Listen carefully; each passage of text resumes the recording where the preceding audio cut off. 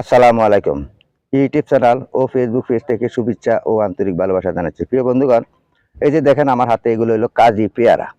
এই পেয়ারা কিন্তু এখানে চট্টগ্রাম উত্তর লেকচেরি এখানে পলটের মাধ্যমে বিভিন্ন রকমের ফলাদি চারা কিংবা পেয়ারা চাষাবাদ করা হয়েছে। এই যে দেখতেছেন এখানে স্ক্রিনে আমি আপনাদেরকে দেখাচ্ছি যে পেয়ারাগুলো লাগানো হয়েছে। এগুলো হলো কাজি পেয়ারা। এগুলো কিন্তু এখনো করিচা পেয়ারা। এগুলো এখনো বাতি হয় নাই, অনেক বড় হবে। এই যে এখানে আরো রয়েছে, এইখানে আছে, এই যে দেখতেছেন এখানে আছে, এখানে আছে। এই যে এগুলো হইলো মালটা, এগুলো হইলো মালটা, এগুলো হইলো কমলা, খুব সুস্বাদু কমলা। এগুলা কিন্তু একবারে মাটির সাথে এগুলা ধরা শুরু হয়। কমলার পাশাপাশি এখানে লেবু আছে, এখানে মালটা আছে, এর পাশে দিয়ে এখানে আমরুজ আছে। এই যে দেখতেছেন এগুলো আমরুজ, আমরুজ গাছ। এই যে পেয়ারা গাছ, এখানে আরো যথেষ্ট পরিমাণে পেয়ারা গাছ রয়েছে। আমি আপনাদেরকে দেখাচ্ছি এখানে। এখান থেকে অনেক পেয়ারা কিন্তু বিক্রি হয়েছে, অনেক পেয়ারা বিক্রি করা হয়েছে।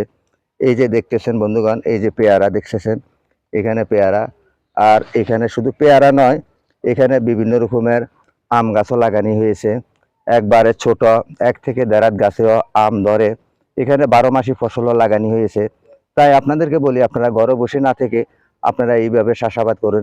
যেখানে আপনার খালি পরিত্যক্ত জায়গা আছে সেখানে আপনি চাষাবাদ করেন, কিংবা আপনারা বিল্ডিংয়ের ছাদে টপের মাধ্যমেও আপনারা চাষাবাদ করতে পারেন।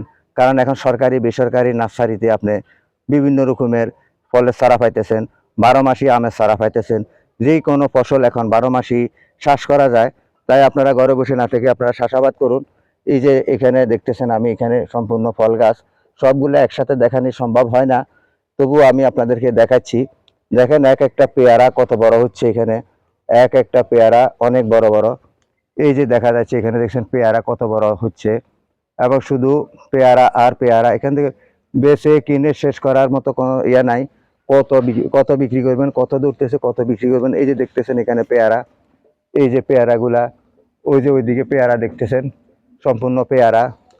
তাই আপনারা কিছু পেয়ারা চাষাবাদ করুন।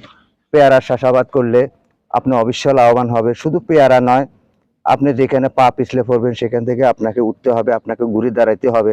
কারণ স্বাবলম্বী হইতে হইলে আপনাকে অনেক শ্রম দিতে হবে, অনেক কষ্ট করতে হবে।